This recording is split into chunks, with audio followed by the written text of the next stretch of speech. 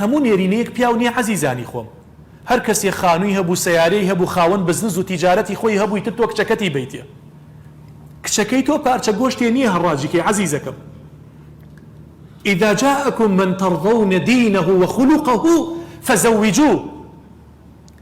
هەر کاتێک کوڕێک هاتە داوای کچەکەت سەیری دووشتی بکە، دووشت بەس دووشت دین و ئەخلاقی.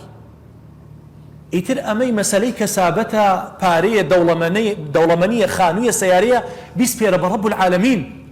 وفي السماء رزقكم وما توعدون. ڕزقی ئێمە لە ئاسمانەوەیە. معاش ڕزقی کەس نادا عەزیزانم، حیزب ڕزقی کەس نادات.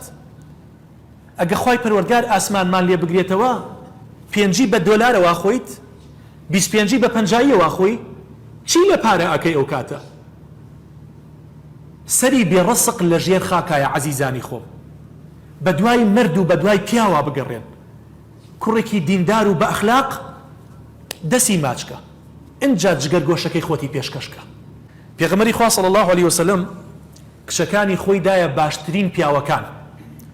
3 زاوای هەبوو، هەر یەکەیان بەرامبەر مقابلی ئومەتێک بوون. ئومەت عوثمانی کوڕی عەفان پیاوێکی بە شەرم، پیاوێکی بە حەیا، خودی پێغەمبەری خوا صلی الله علیه وسلم شەرمی لەو زاوایەیە کرد.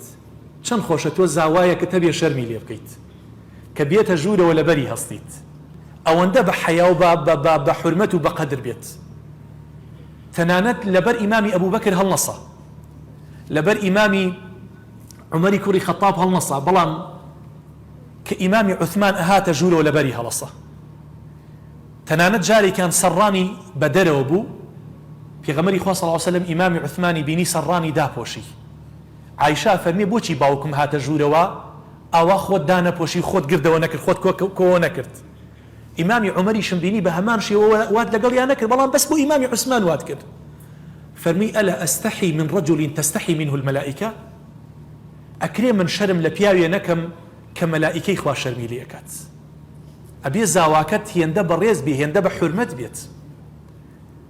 کچێکی تری ئەدا بە کێ؟ ئەیدا بە ئیمامی عەلی.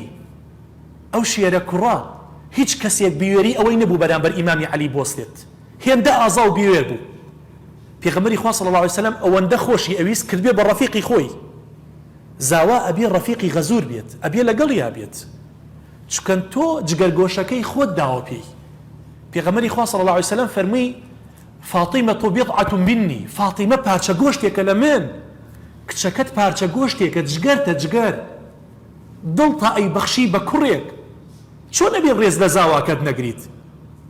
ئەبێ ئەوەندەی ڕێز لە زاواکەی خۆت بگریت، ڕێز لە مناڵەکەی خۆت نەگریت، چونکە ئەو جەرگی تۆ ئەپارێزێت، حرمەتی جەرگی تۆ ئەگرێت، پارچەیە لە گۆشتی تۆ خزمەت ئەکات.